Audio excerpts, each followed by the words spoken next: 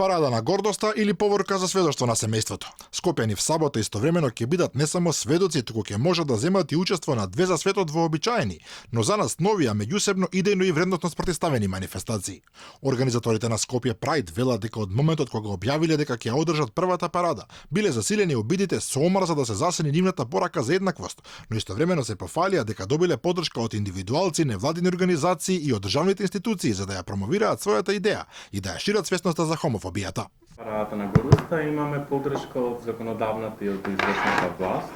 Дека имаме најава дека дел од пратениците и од министрите ќе учествуваат, а своје обраќање ќе има и министерката за труд и социјална политика Мила Царовска.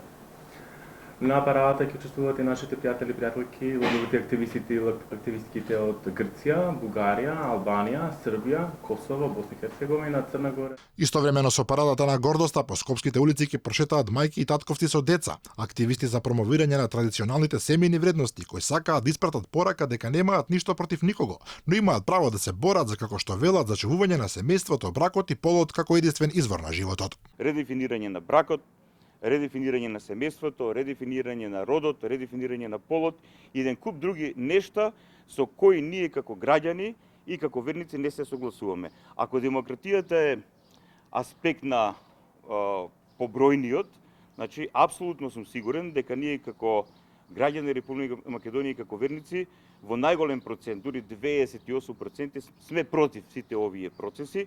И повторно потенцирам, ние не сме против никого. Дури и во сите наши соопштенија говориме дека ние имаме разбирање за сексуалните малцинства во Република Македонија.